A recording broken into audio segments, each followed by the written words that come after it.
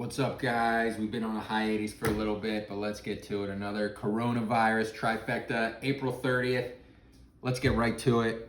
We're sponsored today by Conair Hair Cutting Kit because we're all suffering from how do you get your hair cut. You can't go to the barber or the hair salon. So you go to Rite Aid for $18.50. You get some blades, you do your thing, you get the scissors, you get the razor blades, you're good to go. But let's get to it. Number one of the trifecta. Let's talk about post-game NFL draft, Monday morning quarterbacking. Eagles in particular, I'm not happy. I'm not happy in the least. Let's go for it. Round one, they picked Jalen Reagor, TCU. Is he going to be Tyreek Hill 2.0? Doubt it. What should they have done? Eagles, again, think they're the smartest guys in the room, outsmarting everybody, and they don't even have a track record to show it. Sometimes just be good, do the right thing, don't overthink it. What could they have done? Well, let's see. If they stayed with the pick and do not pick Reagor, you had Jefferson. Jefferson goes to the very next team, Minnesota. He was there as a wide receiver. Otherwise, you go a little later, you pick Ayuk from Arizona State. The guy's a monster, big hands. He could have been good. Or, you know what? This is a very rich wide receiver draft. Maybe you pick a linebacker in the first round, Queen from LSU, Murray from Oklahoma. Both solid linebackers you could have gone. But maybe what else could you have done? I didn't really like Reagor. I think he's a little guy. They don't need a little guy. They got Deshaun Jackson. Maybe trade up. You could have traded the 21st pick and maybe your 2 4s, or the 21st pick and your second pick, because I'll get around to that later, for 16. And then who could you pick? CeeDee Lamb from LSU. That would have been a good one. But what happens? Dallas picks him up. You could have traded to the Falcons to get that pick. Or, you know what? Maybe you could have traded your first, second, and third round pick to move up into the top 10 or so and get Ruggs, the superstar, or even Judy. But they didn't do that. So you picked Reagor. He might be the right guy. He's a project for year 1 and 2, maybe year 3. He could turn out to be a solid stud. I don't know. It seems very risky. There seem to be a lot of solid options there. But let's get to round 2. Jalen Hurts, are you kidding me? This pick makes absolute no sense. You know, people would say, are you happy, Jeff? Because, you know, I'm a Wentz hater. You all say it. I gave him a lot of chances.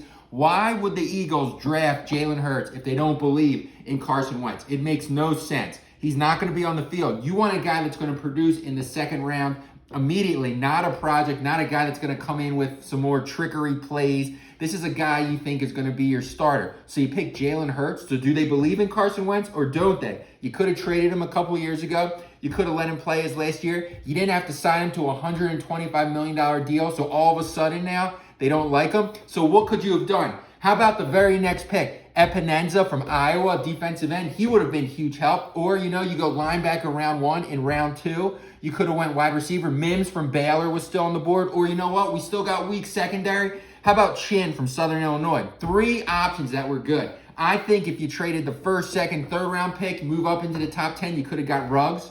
That would have been great. So I don't know. Ultimately, I give them a D for the grade on the draft. Everything else, people say, oh, they were solid in rounds 4 to 7 because you get value. 4 to 7 never translates to anything. I know Brent Selleck was good, Jason Kelsey. Those are real extreme. Let's focus on the basics, guys. Do your homework. Get some picks in round 1 to 3 and make that work. I think they failed miserably. And again, I hate to say it, can you imagine if you had Carson Wentz off your books, you had a solid quarterback as a free agent, Andy Dalton still available, and maybe you could have got Ruggs and Judy in this draft and Jalen Ramsey and some other pieces? I think they would be the top because Dallas looks like a really solid team. I'm not happy, but I digress. Let's move on. Trifecta number 2. We don't have NBA, but we do have the NBA Michael Jordan documentary, The Last Dance. That's pretty exciting stuff. I love what I'm seeing, guys. It's exciting. Episodes 3 and 4, Dennis Rodman. Dennis Rodman takes a vacation to go to Las Vegas, 48 hours, turns into a week. Michael Jordan has to go find him at his apartment across the street, and Carmen Electra's hiding behind the sofa. Can you believe that? That is amazing. Carmen Electra looks pretty good from, 15 years ago? The girl hasn't aged. Just the right amount of plastic surgery, maybe. She looks really good. And go Rodman for that, and Madonna. That's unbelievable. But let's get past that. Michael Jordan, he's the one running the show on this documentary, so he's not going to put in the really bad stuff where someone neutral is going to make it really good. So obviously it's going to come off a little bit controlled and contrived. But the guy's a jerk. I hate to say it. The guy's the best basketball player ever to step foot on the court. But the guy was uber competitive, better than anybody, but such a jerk. My goodness. The guy talked bad about everybody. But let's get to it. The one guy I agree that he's right to hate and thinks he's an A, you know what? Isaiah Thomas. That guy is even more a jerk. Him and Bill Laimbeer. I can't tell you the day after, Monday of this past week, ESPN 1, 2, 3 is 7, ESPN Ocho. All I heard was Isaiah Thomas, cry baby, cry me a freaking river. I wasn't on the Dream Team 92. You weren't on the Dream Team 92 because you didn't deserve to be. Maybe you were one of the best point guards in the NBA at that time, better than John Stockton or Chris Mullin, you get in. But you're a cancer in the locker room. You're not a good guy. They didn't like you. You wouldn't be cohesive with the rest of the guys. You were a bad boy. So you know what? It caught up with you. You didn't deserve to be on the team. Your coach, Chuck Daly, didn't even want you on the team. And whether Jordan said, I'm not playing if you put Isaiah on, so be it. I think it was the right move. But I cannot tell you how disgusted I was. All I heard was Isaiah Thomas saying, I don't know why everyone says that I was a cheap shot artist. If anyone was getting more pain, it was to me. I'm the little guy. I got beat up left and right, and I have all the bruises and bone scars to look from it. I don't want to hear it. My God, I cannot stand him. If there's only one guy I hate in the NBA more than Isaiah Thomas, it's Bill Laimbeer. That guy. Oh, the two of them, so bad. But what was it? They wouldn't shake hands. But Dumars, John Sally, Vinnie Johnson, they all shook Michael Jordan's hand after they lost respectfully. But those guys, he, as far as I'm concerned, should be left off the team. It shouldn't be, oh, I got all the accolades to show for it. Big deal. I'm looking forward to episodes 5 and 6.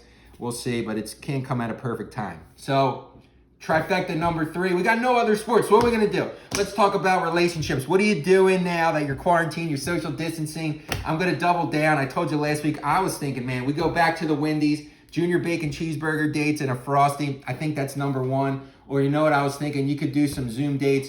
You're at one place, your lady's at the other place, and you're watching his and her movies. So what am I thinking? I'm like, all right, she wants to watch The Notebook, fine. But then right after the doubleheader, you get to watch Roadhouse and you get to comment on it. Or she wants to watch Fried Green Tomatoes.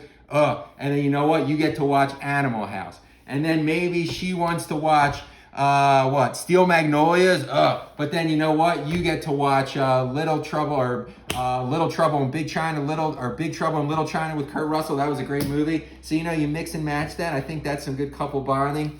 I don't know, Bumble and Hinge, maybe they should talk about that. But that's all we got, guys. We haven't been around as much because we don't have much to talk about. So we'll see what we can do. We'll put all the pieces together. Everybody stay safe. I hope you guys are healthy, doing well. It's a rainy, windy day today. But we'll get back to it. V Productions, another Trifecta. We're out of here. All right, guys.